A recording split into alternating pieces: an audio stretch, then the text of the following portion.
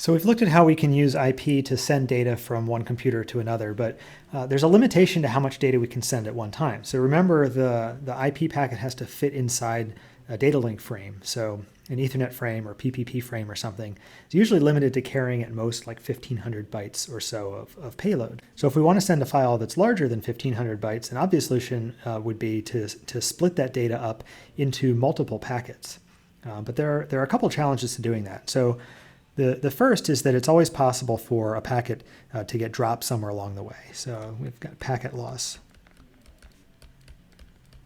And this could happen because of some physical layer or framing issue where bits are being interpreted incorrectly, or there's some corruption on the line. It could also happen occasionally because of routing protocol changes while a router is updating its routing table. But if we lose one packet from our stream for any reason like this, then the rest of the packets that we do receive might not actually be that useful. So we want to be able to recover from this to sort of detect loss and retransmit any packets that we've lost. Second, it's also possible for packets to arrive in a different order than they were sent. So we could have reordering of packets. And that could happen, for example, if packets are arriving at Denver here, destined for host B over here, and Denver might have two routes. It might send some of the packets this way, and it might send some of them this way. And when they arrive in New York, they could end up getting interleaved into a different order than they were when they were sent. And so host B over here would have to be able to handle that reordering and put them back in the correct sequence. Also, there might be many conversations going on between two computers. So we need some way of knowing that when computer B over here receives a packet from computer A, which conversation does it go with? So we've got multiple conversations.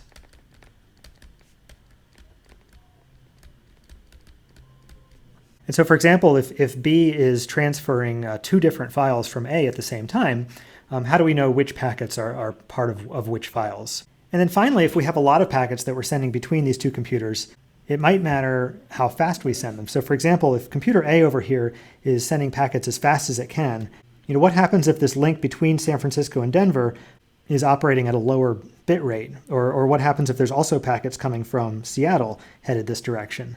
What could happen is that this link could become congested, and then the San Francisco router is going to end up dropping some packets.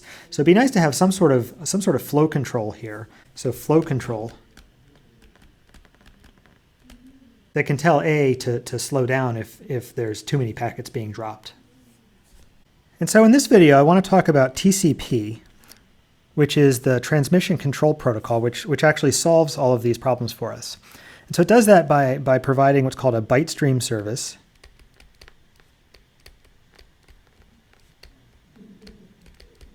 which is connection-oriented,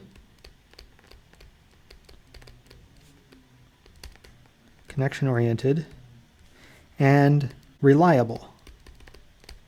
And I'll explain what all this is in just a minute here. And so by connection-oriented, what I mean is that before sending any actual data, host A has to establish a TCP connection, a Transmission Control Protocol, or TCP connection to host B. So this is sort of like a phone call where, before anyone can talk, you've got to dial the number, wait for the other person to answer and say hello, and then you can start the conversation. And so there's a connection setup process that takes place first. And when we say byte stream service, what that means is that once that connection's established, either side can then just send a stream of bytes without having to think about how they're broken up into individual packets. So, one end over here can just put a stream of bytes into TCP, and then the same identical stream of bytes is going to just appear at the other end. And so it doesn't matter how long that stream of bytes is, because TCP is going to automatically break that up into smaller segments, each of which fits into an IP packet. And so then when TCP receives data at the other end of the connection here, it's going to send an acknowledgement back. And that way, if the acknowledgement isn't received after some time interval, then the data can be retransmitted. And that's one of the ways that TCP provides reliability. So it also keeps track of the correct sequence of each segment that it sends, so it can put data back in order when it receives it and remove any duplicate packets that show up, just to ensure that it's providing that reliable connection and providing that byte stream service between both ends. And so now I just want to take a closer look at the actual format of the TCP packet. So the TCP data is going to be encapsulated inside an IP packet, which is going to be encapsulated inside some kind of layer 2 frame. So again, if we have an Ethernet frame here, the payload, the ether type is going to be 0800 because we're encapsulating IP inside Ethernet. And so then this payload is going to include the IP and the TCP data. And so if we take a closer look at what we've got here, the IP header we've looked at before, so that's going to have our source and destination IP addresses. So that's how the routers are going to know how to route this packet. And then it also has the protocol.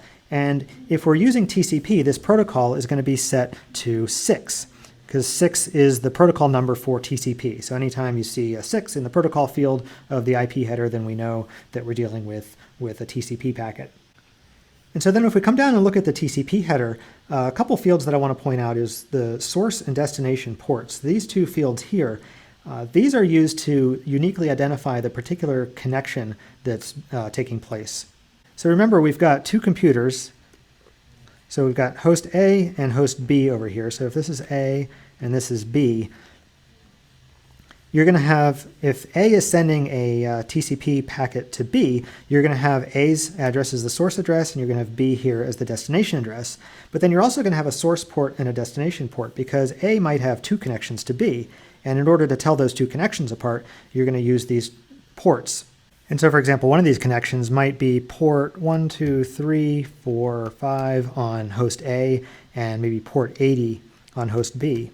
And then maybe another connection, a different connection, might be port 6, 7, 8, 9 going to port 80 again on host B. And it's okay that this is the same port over here, because each connection is uniquely identified by the source address, the destination address, the source port, and the destination port. So if all of those things are the same, then we're talking about the same connection. And these connections are also bidirectional. So, for example, host B can send data back to host A, and in that case, it would just flip all of these things. And so in that case, the source address would be B, the destination would be A, the source port would be 80, and the destination port would be 1, 2, 3, 4, 5. And so these connections are all bidirectional. The next thing that I'll point out in the TCP header is this checksum field. And this checksum field works the same way as like the frame check sequence field that we saw back with Ethernet or HDLC. But the difference is that it just provides a checksum for the TCP header and all of the data in the TCP stream. And so even though we have the frame check sequence happening at the data link layer, TCP still provides its own checksum, because the goal of TCP is to provide a reliable service. And so this is just kind of an extra check that's being done. And then the next two fields that I'll talk about are the sequence number and the acknowledgement number. And so the sequence number is initialized to some value at the beginning of the connection.